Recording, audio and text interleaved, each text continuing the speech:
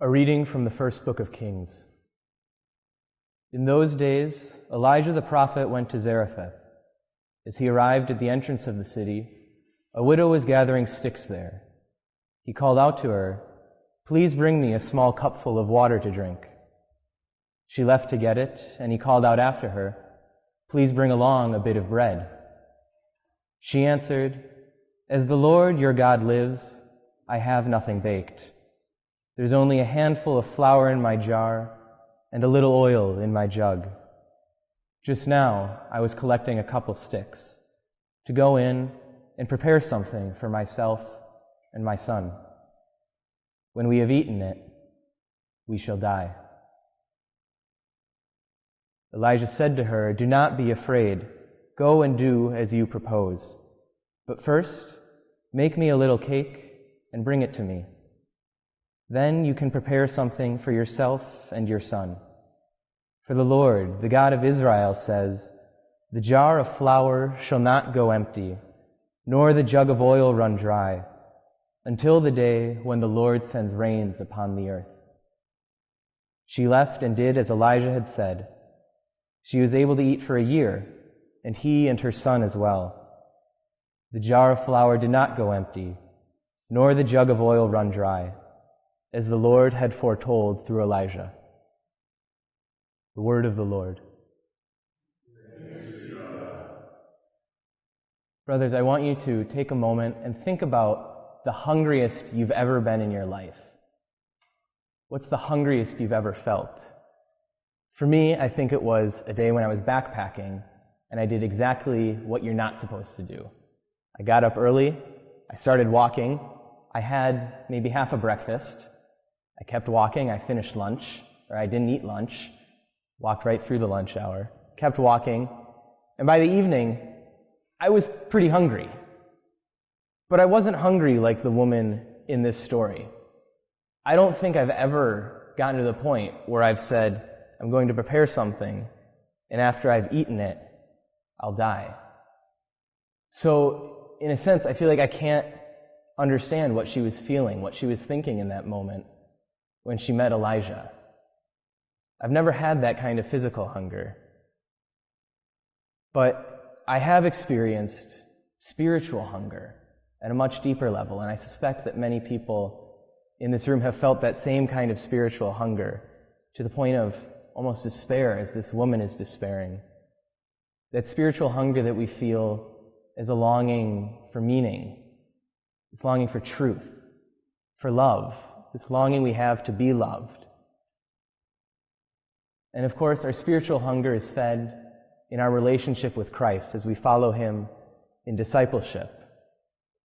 And above all, we're fed in the liturgy. It's in the liturgy, our liturgy every day where we come together in the Mass, in the office, to recall the mysteries of our faith. Above all, the mysteries of Christ's life, death, and resurrection, and to be inserted ourselves into those mysteries. When we come here, we participate in the mystery of Christ.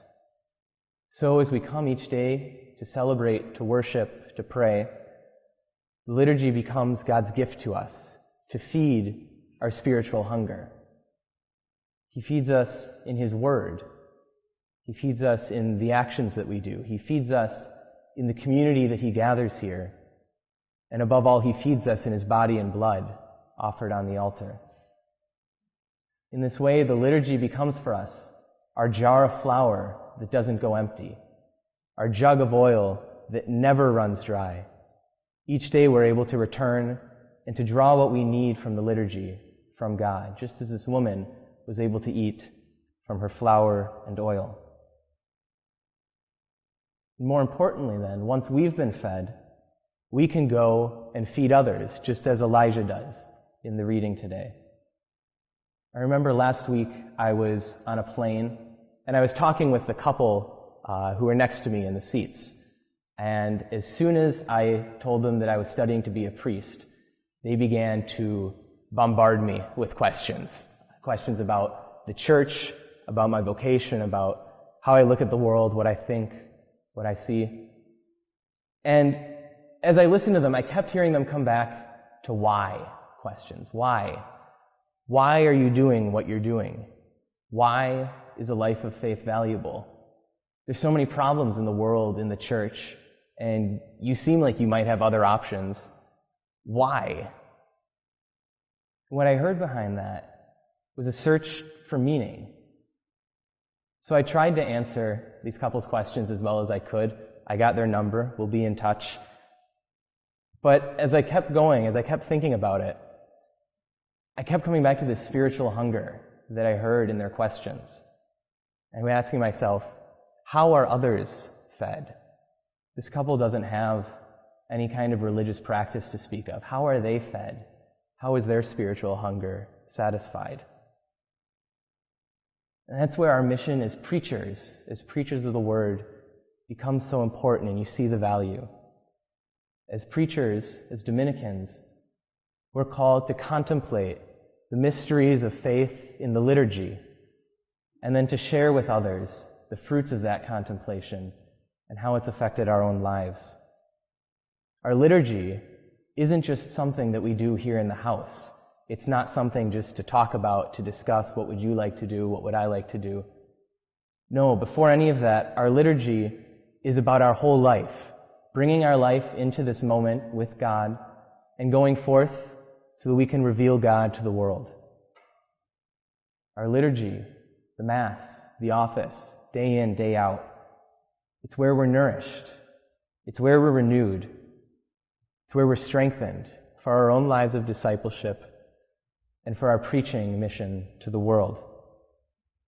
So I pray that we as brothers, we as a community, would not take our liturgy for granted, but that we could come each day to meet God here, knowing that He is the God who fills the hungry with good things.